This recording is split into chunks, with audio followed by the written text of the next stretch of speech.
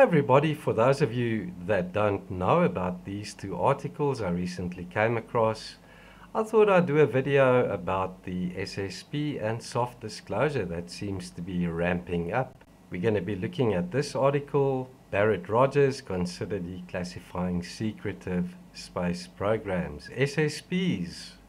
Very interesting, the word secretive being used there instead of secret.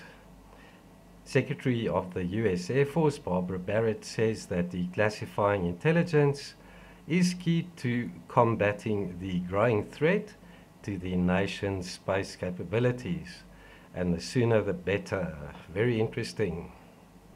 Simi Valley, California, the US Air Force's top civilian and a key member of Congress agreed Saturday on the need to declassify a large amount of information about America's military space programs. Note that, to both intimidate foes and encourage support among the public. To quote, "You would have to be careful about what we declassify, but there is much more classified than what needs to be." Yeah, you can tell us that for sure. For Rogers, that overclassification is one of the reasons it's been so difficult for him and others to build support both in the public and with other members of Congress for a Space Force, a sixth branch of the military under the Air Force, uniquely focused on space as a war-fighting domain.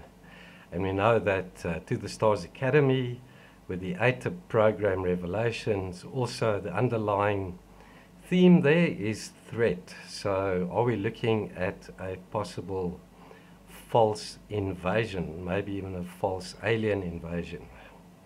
Hopefully not. Once Americans have access to that currently classified data, they will throw their support behind the Space Force, he concluded. The two declined to say how much of the black space portfolio could move into the public, nor when changes would start happening. But Barrett pledged that it would be a focus for her office moving forward, a sign that progress could come during 2020. To quote, "Our way of life is more dependent on space than any other nation's, and our capability in space was predominantly built at a time when we thought space was a benign environment." And we're looking at this article posted to thedrive.com. Navy's advanced aerospace tech boss claims key UFO patent is operable. And we'll be looking at this strange craft that uses microwave waveguides and high-frequency EM waves. We have several active Freedom of Information Act requests with the Department of Navy to pursue more information related to the research that led to these patents.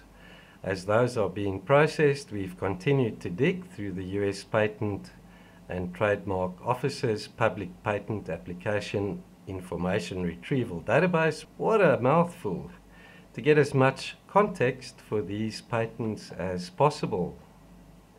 In doing so, we came across documents that seemed to suggest, at least by the Navy's own claims, that two highly peculiar Navy patents, the room temperature superconductor and the high energy electromagnetic field generator, may in fact already be in operation in some manner. At the heart of these questions is the term operable. In most patent applications, applicants must assert proof of a patent's or invention's enablement, or the extent to which a patent is described in such a way that any person who is familiar with similar technologies or techniques would be able to understand it and theoretically reproduce it. However, in these patent documents, the inventor Salvatore Pius, Naval Air Warfare Aircraft Division's patent attorney Mark Glutt, and his U.S. Naval Aviation Enterprises Chief Technology Officer, Dr. James Sheehy, all assert that these inventions are not only enabled, but operable. Operability, operative, on the other hand, means that the invention actually works. That's according to a patent attorney. All of these technologies, the room temperature superconductor and the high energy electromagnetic field generator and the hybrid aerospace underwater craft, or UAC, are inventions of the same NORCAD aerospace engineer, the aforementioned Salvatore Pius. I wonder if that wasn't used in New York a couple of years ago, but I won't mention it. I don't want to be struck off the platform.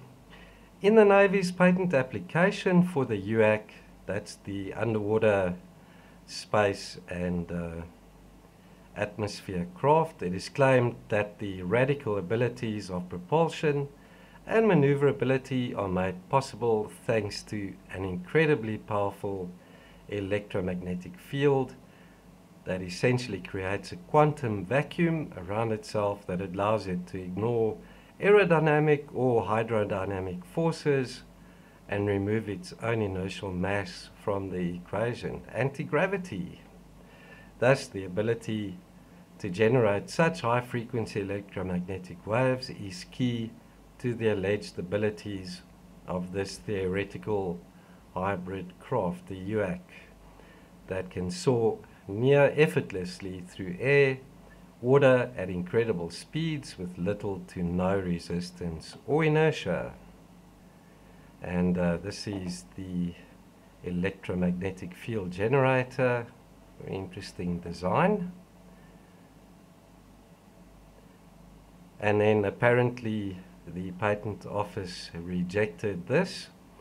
But following that rejection, Naval Aviation Enterprise Chief Technology Officer Dr. James Sheehy once again stepped in to write a letter to the USPTO, personally to vouch for the room temperature superconductor, going so far as to declare that the RTSC is operable and enabled via the physics described in the patent application and Pius's publications.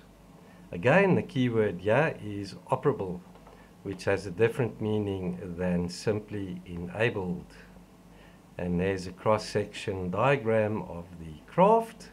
We have the microwave emitters and then a waveguide in which these high energy EM waves move up and down, and by that action it generates force field around the craft and also reduces its weight. And then the crew compartment is inside there. And what shape are we looking at here? TR3B type craft? Who knows, eh?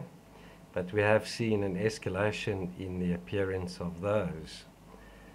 So, a slide from Pius's 2019 presentation, room temperature semiconductor system for use on a hybrid aerospace undersea craft. And there are the two sources of the original material. I do encourage you to go read those two articles.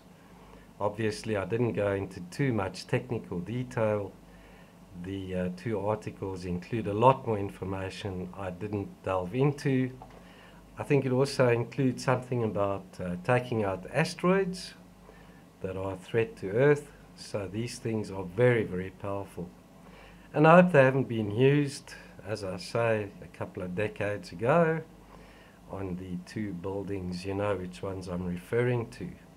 So hopefully this is white hat soft disclosure, and it's not preparing us for a fake alien invasion or some invasion from another country, superpower. And I'm not going to mention names there either. So let me know in the comments below what you guys and girls make of this. It looks like disclosure is ramping up for sure. Limited, of course. We won't know everything. Is this really going to benefit humanity? And we'll see in 2020. Thanks for watching this one. Do remember, when you subscribe, to hit the notifications bell so that you'll receive a notification as soon as I upload my next video, which will be pretty soon. Do stay tuned for that one. Thanks again for watching and your support. Until then, bye-bye for now.